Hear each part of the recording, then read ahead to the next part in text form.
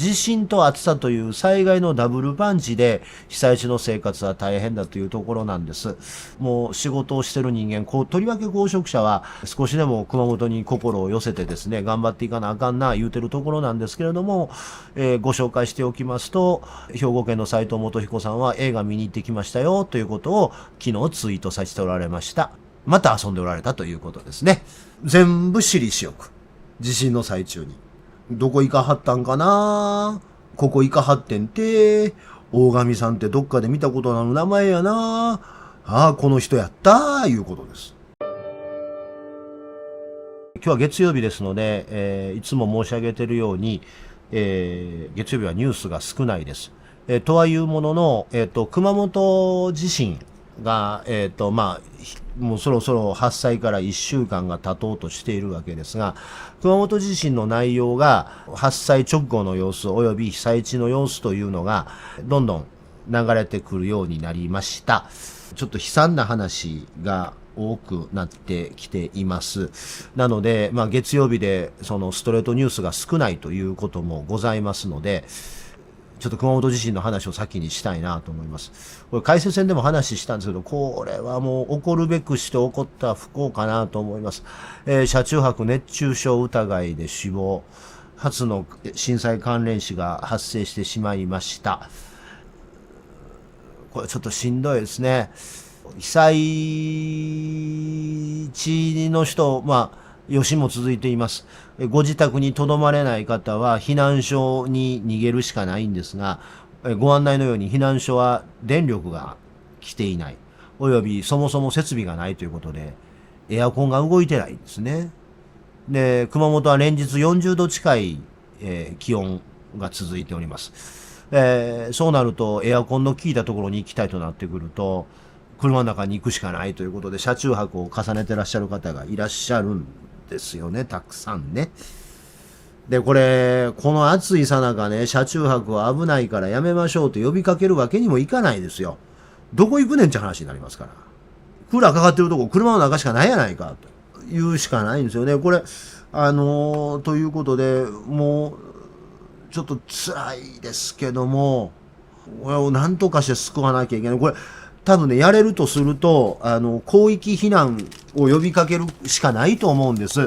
もちろん、今回の地震は大規模な地震でした。断層型といえ、で、その激震に見舞われたのは、熊本市と八代市とその周辺自治体に限られるかもわかりませんけれども、広域避難をするしかないかなと思います。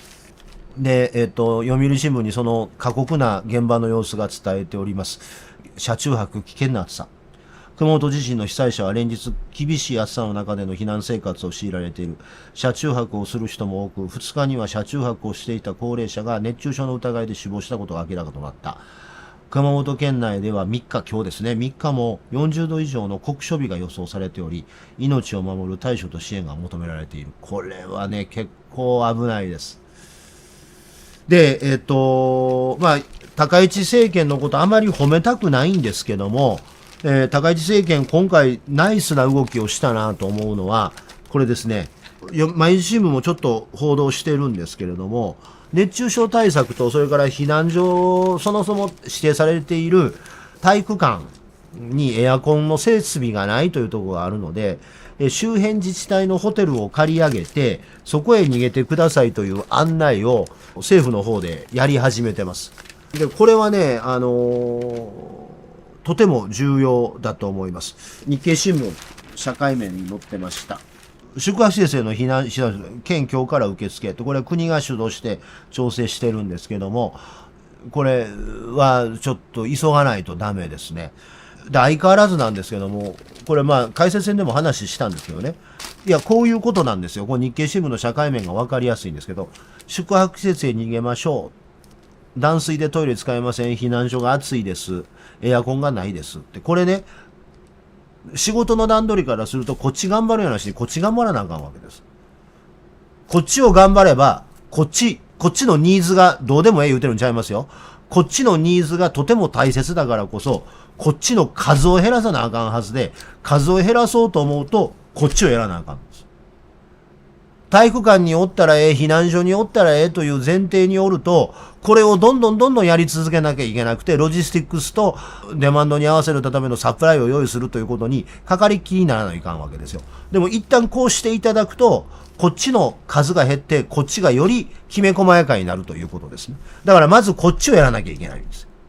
高市政権はそれをね、うまいことやってると僕は思います。で、それはなぜかというと、まあ、もうえげつない話で、身も蓋もない話ですけど、なんで今回こんなうまいこと言ってんのかなって、俺も不思議やったよと思い出しました。被災地が木原官房長官の選挙区なんですよね。えげつないですけど。はい、ということで、熊本地震の話は後でもう一回戻ってきますけども、まあちょっとね、まあえげつないのはそういうことでした。日経新聞。大事な話でございます。今日も相場が荒れると思いますが、日米が為替に協調介入しました。日米両政府が31日の外為市場で円買いの協調介入を実施したことが2日分かった。協調介入は2011年の東日本大震災直後の15年ぶり。タイドルの円相場は下旬に1ドル164円に迫って40年ぶりの水準になったんやけども、これはやばいということで日米の思惑がして、ベンセントと片山さつきが両方とも介入したということですね。で、今の円安、底抜けみたいな円安が東日本大震災ぐらいのインパクトがあるということです。これは、まあ、介入せざるを得ないということなんでしょうな。で、面白いなと思ったのは、あれです。協調介入してる証拠としてですね、ロイターなんですが、これ見てください。これめっちゃ笑うとしてもうたんやけど。やることリストが抜かれてたんですよ。to do by Japanese yen from 5 to 10 billion って書いてあるという。面白かったですね、これ。笑ってしもたんですよ。まあ多分これわざとやってると思いますけどね。マーケットがそれに気づくだろうということでわざとやってると思うんですけども、閣議中に、トランプ大統領主催の閣議中にホワイトハウスの閣議の中で、トランプ大統領の話を聞きながら、これをメモってたということで、これはアメリカの政権の意思であるということなんでしょう。おそらくわざとメディアに書かれるということを見越してこういうことをやってるとは思うんですが、まあその通りになったということですね。はい。そうですね。朝日新聞のこれ言っておきましょうか。やっぱり今日はニュースないな、悩むね。まあ、最後に熊本地震の話に戻りますけれども、朝日新聞、その前に一個だけ言っておきましょう。高市首相への好感度が落ち込んできているということで、朝日は数ヶ月に1回、大阪大学の三浦麻子教授、社会心理学と共同で、各政権の支持率、これは東大の谷先生と政党支持率とかはずっと朝日はやってますけれども、その時の内閣の好感度調査というのを朝日は別途、朝日東大共同研究とは別にやってるんですね。高市早苗さんに好感を持つと答えた人の割合が4割強になったと。これは衆院選で自民党が圧勝した2月と比べて9ポイントの減少。で、下がった理由を見ると、参政党の支持者や保守党の支持者が離れていってる。で、さらに顕著なのは、専業主婦層で顕著だったというんですね。好感度が下がった人の割合は、女性では 47%、男性では 38% で女性の方が高かった。女性の中でも3から40代や専業主婦で下がった割合が高い傾向。で、すごく面白いのは、消費税減税の話が出ているのにもかかわらず、暮らしを政治で、暮らし重視と答えた人ほど首相から離れていってるって言ってるんですね。で、一方で強固な支持率を維持しているのは安全保障の話だということです。そういうことはなりまさな。はい。ということです。はい。で、熊本地震に戻っておきましょう。朝日新聞にも伝えてます。これはとてもこれは本当に政府を褒めてあげたいと思うんですけれども、延焼、被災地、追い打ち、家の片付け、熱くて進まん。いや、そうだと思います。で、これ、片付けをせずにですね、ぜひお逃げください。あんまり高市政権褒めたくないですけど、今回はホテルを用意してますから、逃げてください。ほんで、落ち着いたらボランティアの人も増えてきますから、でボランティアの手を借りて、お片付けされる。まあもちろん大事なもの、思い出の品を持ち出したいというお気持ちはわかるんですが、くれぐれもご無理なさらず、お逃げください。で、こう逃げることが何より重要だということは、まあ、悲しい話でもテレビでも散々やってると思いますけども、読売新聞に戻っときましょう。イオンの例の爆発ですが、爆発前に戻るように指示してるんですよね。タナコのハビタという会社ですけれども、これ解説戦でも話したんですけどね、これ戻れという指示を出すことがイオンのマニュアルと相違してるかどうかを別として、経営者としてあるべき姿からだいぶ乖離してるという指摘を受けざるを得ないと思います。ハビタの社長ね。これはね、結果論的に人が亡くなったから大騒ぎになってますけども、これ、人が亡くなろうと亡くなる前と、ここでね、タナコの側が自主判断するということ段階でちょっと俺異常やなと思うんですよね。こうやってまあ、失われた命、なぜ失われたかという原因究明が進いで、読売新聞のこの声、10年前と違うしんどい。熊本は10年前でも地震がありましたが、その10年前の地震と比べて、やっぱり今はもう暑くてたまらんということで、皆さんが悩んでおられるというところです。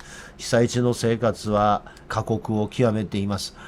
これね、本当にもうこの暑さ災害級ですから、九州には台風の接近も言われていますけれども、暑さそのものが災害級です。地震と暑さという災害のダブルパンチで被災地の生活は大変だというところなんです。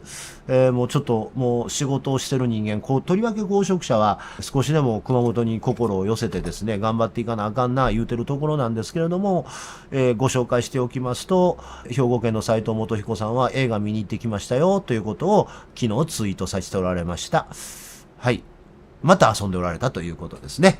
ということを申し上げまして、認否人斉藤元彦の認否人たるゆえんをまた指摘いたしまして、また明日お会いしましょうというご挨拶とともに去ります。僕、みんな変更報道見たことでね、みんな騒いでるけど、俺別にあのツイートに腹立ててないんですよ。腹立ててるのはね、地震の時に何してんねんってことだけですよ。見た映画が変更報道であれ、マイ・フェア・レディであれ、七人の侍であれ、スター・ウォーズであれ、地震でえらいことになってる時に、そんなもんお前、公職者が何してんねんと。見た映画の内容があかん言うてんちゃうんすよ。俺は。みんな見た映画がその N シーになって N シーになって、俺はもうあんまどうでもええなと思ってる、そこ。休みの日に映画見に行ってるっていう姿を今見せる文脈？その内容はね、どうでもええっすよ。ぶっちゃけ。その内容のいじめ方はどうでもええっすよ。いやもうね、ちょっとね、自節柄っていうもんがあるでしょ。そこら辺の高校生のお兄ちゃんがね、遊んでんちゃうんやから。知事やねんから。で、しかも、阪神淡路大震災という被災地の知事なんですから。で、変な言い方になるけど、熊本に対しても被災地の先輩としてね、いろんなことをやれたはずですよ。だから見たこと、その見た内容が変更報道という N 国の映画であったということ、そこはどうでもいいです。何見ても一緒です。ちいかわ見ようが、007見ようが、スターウォーズ見ようが。ちょっと深刻にダメだと思いますね。先ほど来ちょっとお話ししてるんですが、AI に神谷宗平の3800件に上る過去のブログの記事をね、コーパス分析させたということを AI にさせたんですが、実を言うと僕喋りながらね、なぜこの話をオチに持ってきたかというと、喋りながらちょこちょこタイプして AI 動かしてですね、こういう指示を投げたんです。細かいですけど、アピファイというネットのサービスがありまして、それは、合法的にスクレーピングができるサービスなんですけども、利用規約を守って、相手の利用規約を守りながらスクレーピングができるアピファイというサービスがあるんですが、それを使って、全国47都道府県の知事の過去1週間分のツイートを集めてきて、コーパス分析しろという指示を出しました。皆さんとお話ししながらね。で、47都道府県の定義とかっていうことをこう喋りながら、ちょこちょこっとキーボード動いてたのはそのせいです。その流れの中で、47分の1として元彦さんのことを調べてみたんですが、AI の答えです。見た映画の内容じゃないっていうのはこういうことなんです。AI の答えです。浮いている点。今週映画に言及した知事投稿は4件、47分の4件あった。他の3件はすべて行政文脈。山口はロケ地になったんでそこに観光に来てください。栃木県は県庁のロケだったんでそれを RT している。広島は拉致問題ドキュメンタリー上映会の告知。商業公開中の特定作品を見ましたと感想付きで書いたのは斎藤だけ。僕はね、その変更報道を見たということは、それもちろん問題でないと言ってるわけじゃないですよ。僕これね、特定商業作品について宣伝するってどういうことなの？いや、それがスターウォーズであれ、七人の侍であれ、成瀬幹雄の映画であれ、黒澤明であれ、小津安二郎の映画であれ、周防さんの映画であれ、誰の映画であれ、商業作品褒めたらあかんでしょ。さっきの山口県のロケ地、山口県がロケ地になったんでそこ観光に来てください。それはわかる。栃木県。県庁がロケ地になったんで、県庁の自慢を RT する。それわかる。拉致問題のドキュメンタリー映画を流すからって言うて、それは行政の告知事項としてやる。それはもうわかる。先だってマイケルのやつもやってたでしょ？あれね、特定の商業作品をね、県産品のアピールやったらまだわかるよ。なんかサイダーとかでやってはったやん、元彦さん。それはわかるで。だから晩秋織の宣伝とかね。それはわかるよ。で、丹波焼きのあれとかね。それね、それダメですよ。だって県産品の PR で、そしたらそれ、変更報道が兵庫県の映画や言うてしもてるやん。ほんなったら余計違う問題生まれてまうやんか。いや、そういうことになんねんて。で、ちょけてんねやと思うねんけどね、本人は。ちなみに、皆さん気づいておられないんですけども、先だって、俺ちょっと気になったことがあって、やっぱりそうやったと思うんですけども、これ覚えておられます？覚えてらっしゃいます？で、これ、丹波焼きを巡る旅って言うてるんですけどね。それはよろしいんですけども、丹波高原公園っていうのがあるんですよ。で、これ、珍大王って言って、ここ行かはったとこ、ここなんですけどね。ここ行かはったんですよ。捕まるもんあったら捕まっときなはれや。視察、県の観光地アピール言いながら、やってたことは多数派工作です。9月議会の準備です。自民党を分断しにかかってるってやつですね。大上先生、ちょけられてますせ。ちょろと思われてますせ。大上やったらちょろいやろと思われてますせ。あいつちょろい、当選1回やしな。金もあんまないし。地盤も緩いし。ということです。全部私利私欲。地震の最中に。俺が N 国の映画で N シンでやるということを表明したのは問題や言うてんの。そんなもん言うたらお前2馬力選挙の時から表明しとんねやんけ。N シンでやるということ。でもそんなことよりも問題なのは、やっぱり県のリソースの私的利用ですよ。ね、もう見事でしょ？はい。どこ行かはったんかな？ここ行かはってんて、大神さんってどっかで見たことのある名前やな。ああ、この人やったー、いうことです。もうね、ということなんですよ。なぜ、丹波で焼き物の里に行った時の動画がああなのかということですよね。大神先生と喋ってはったんでしょうよ。こっちは谷口正治相手に喧嘩しとんねん。元彦ぐらいのこと見たらまくられへんと思うなと、アホ。チャンネル登録してね。